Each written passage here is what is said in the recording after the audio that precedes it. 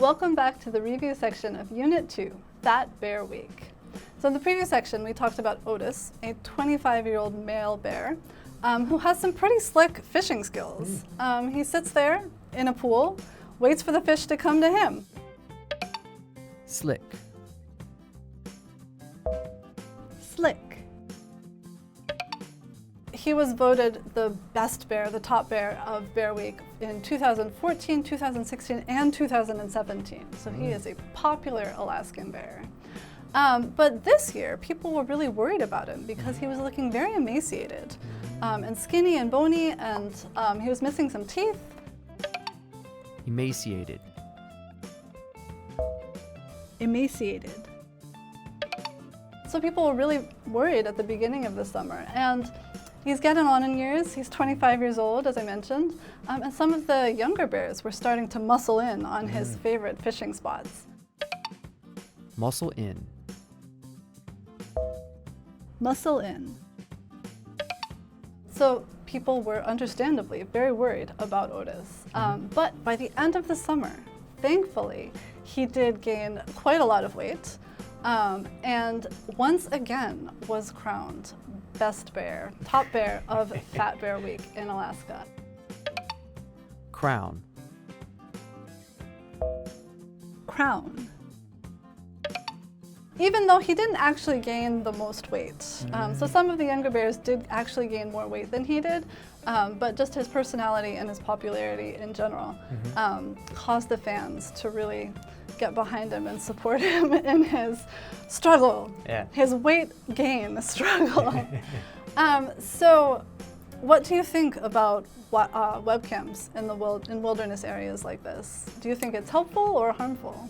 I can't see any way of it being harmful. I mean, I have heard of, there's, in Texas, there's a lot of hunting cameras. You put out a camera and it could be set to record like every minute, take a photo, and you can kind of see with the movement and pattern of animals. Or you can have live times and then turn off. But like wilderness cameras for, kind of maintaining your preservation, conservation of these areas, I think it could be useful. So that way they can track bears better, like what habits are they doing, or what are these animals, how are they migrating? Right. See more of the conditions and see if they can help in many ways. I don't know, I can't think of anything negative. How about for you? I tend to agree with you. I think that it gives people a vision of what wildlife is like in the wild, and so you don't have to go to a zoo, for example, to see a bear. You can just watch the bears in their natural habitat. I think maybe the only thing I could think of that might be a negative would be maybe if people wanted to go see those bears in person because they'd seen them on the internet. Yeah, true. And that could really, disturb their life patterns, and people. Yeah, it disturbs the wilderness and wildness, and they become more used to people, and there could be negative effects from that.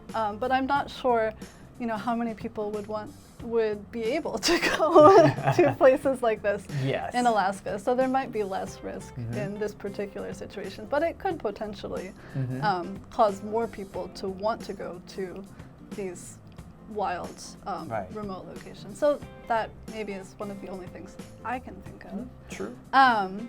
Do you know anybody who seems lazy but does well by working smarter, not harder, like Otis?